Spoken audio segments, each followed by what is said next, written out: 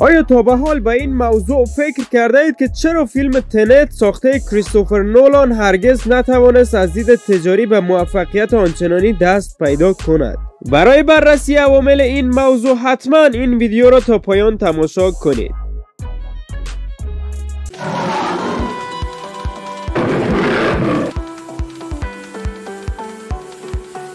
سلام، احمد سمیر اندیشور هستم. شما را به یکی دیگر از برنامه‌های جذاب کانال هنر هفتم خوش آمدید میگم.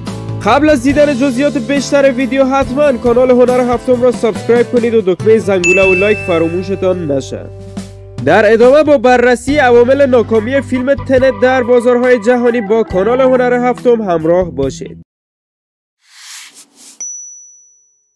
فیلم تنت پیش از اکران به عنوان ناجی سینماها شناخته میشد و خیلی ها عقیدت داشتند این اثر از کریستوفر نولان پس از حضور روی پرده نقره‌ای میتواند سالن‌های سینما را از بحران کرونا نجات دهد. اما حالا میدانیم که تنت عملاً فدای همین افکار شد و دیگر اعضای بزرگ هالیوود حسابی از اکران آثار خود میترسند. مشخصاً کریستوفر نولان انتظار نداشت در سال 2020 فیلمی اکران کند که پس از د پرستیژ محصول 2006 کمترین فروش را در میان آثارش داشته باشد. اما مگر کجای 2020 قابل پیش بینی و مطلوب بوده که حالا نولان بخواهد اوضاع خوبی را تجربه کند؟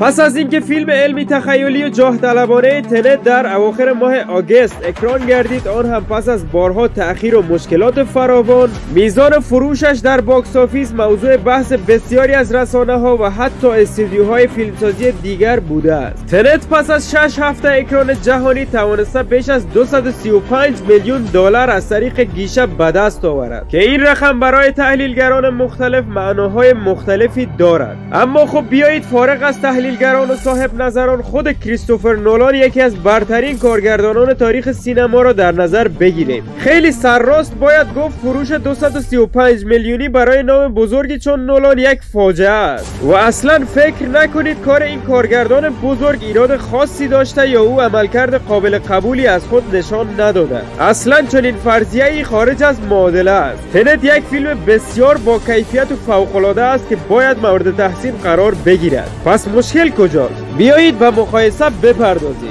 فیلم قبلی کریستوفر نولان که دانکرک بود در همین فاصله زمانی حدود 405 میلیون دلار از گیشه به دست آورد. تازه در نظر بگیرید که عملکرد این فیلم در میان دیگر آثار نولان تقریبا متوسط بود. به عنوان مثال د دارک نایت توانست با فروش 830 میلیون دلاری خود رکورد خیلی خوبی از خود بر جای گذارد. بدون شک اولین دلیلی که همگان برای عملکرد پایین‌تر از حد انتظار تنت منطقی می‌دانند پاندمی کرونا است و کاملا هم حق دارند. مردم پس از شیوع بی‌سابقه کووید 19 در سرتاسر دنیا میل کمتری به حضور در اماکن عمومی شلوغ و بسته دارند. پس یک سوی قضیه این است که اوضاع برای تنت میتوانست خیلی بدتر باشد، ولی با وجود تمام این مثبت نگری‌ها باز هم تمام مردم و منتقدان فکر میکنند اوضاع اصلا مساعد نیست. در این میان اکثر فیلم‌های بلاکباستر طی مدت‌های اخیر مدام تاریخ اکرانشان را عقب انداختند و دیگر هیچ کس به تاریخ‌هایی که استودیوها اعلام میکنند اعتماد ندارند و همه اینها در حالی است که تنت پس از تأخیرهای فراوان بالاخره اکران شد و در دوران شیوع کووید 19 تنها ماند.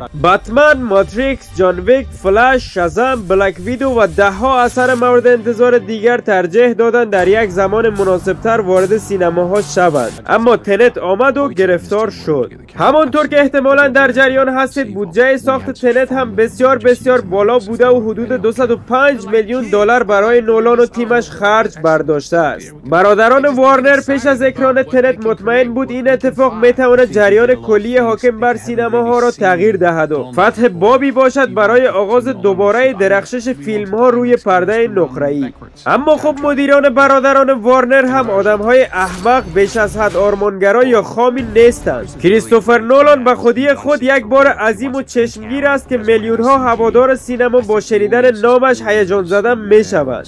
استودیو برادران وارنر هم این مسئله و هم کیفیت و سطح بالای تنت را به خوبی مورد بررسی قرار داده بود و اطمینان داشت با اکران این فیلم سینماها دوباره به جریان خواهند افتاد. اصلا یکی از دلایلی که اکثر فیلمسازان و استودیوها حسابی به وحشت افتادن همین اتفاقی است که برای فیلم تنت افتاده. کریستوفر نولان از ابتدا مخالف اکران دیجیتالی بود و بر همین اساس اهالی سینما فکر میکردن نولان میتواند سالن‌های خالی و بحران زده سینما را نجات دهد، اتفاقی که در کمال ناباوری رخ نداد. اینطور که به نظر میرسد فیلم تنت به قربانی این قضایا تبدیل شد. تنت در ابتدا نمرات پرفراز و نشیبی از منتقدان گرفت و برخی حدس میزدن فروش کم این فیلم در هفته‌های ابتدایی به خاطر همین نمرات است. اما از سوی دیگر پیش بینی میشد اگر عده‌ای از مردم خودشان تنت را ببینند و به ارزششان پی ببرند، بقیه را نیز به تماشای آن دعوت خواهند کرد. اما هرچه زمان گذشت فهمیدیم قرار نیست اتفاق خاصی بیفتد و آمار آنطور که انتظار داشتیم پیشرفت نداشت.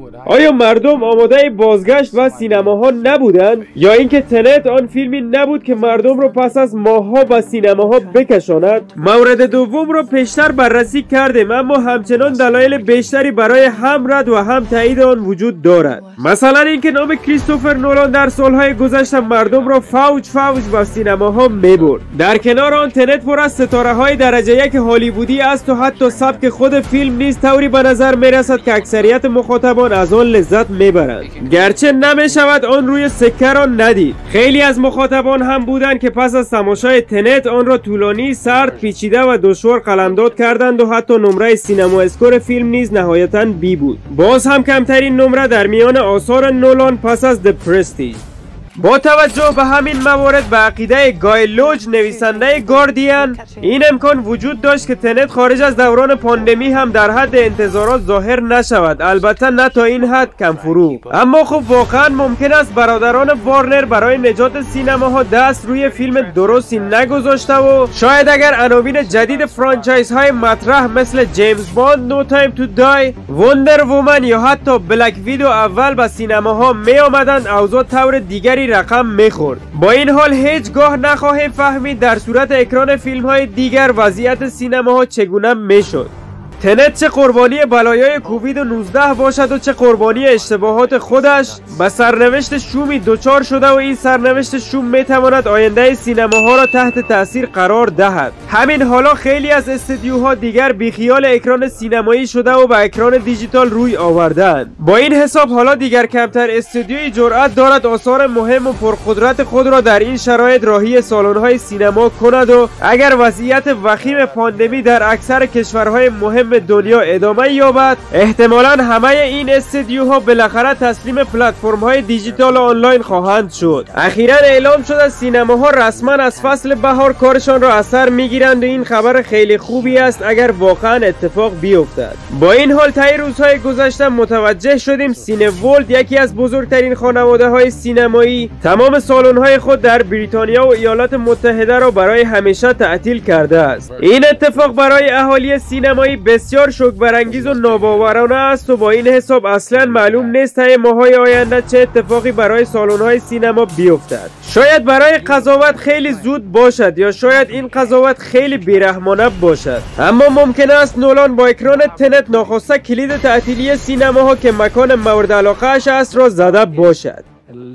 قبل از اینکه ویدیو را ببندید فراموش نکنید برای تهیه این ویدیو زحمات زیادی کشیده شده و ساعتها برای تهیه آن وقت صرف شده است. بنابراین اگر دیدن این ویدیو و در مجموع دیگر ویدیوهای کانال برایتان جالب و آموزنده تمام شده، پس حتما کانال هنر هفتم را سابسکرایب کنید و دکمه زنگوله و لایک فراموشتان نشه. تا ویدیو دیگر خدا یار و نگهدارتان.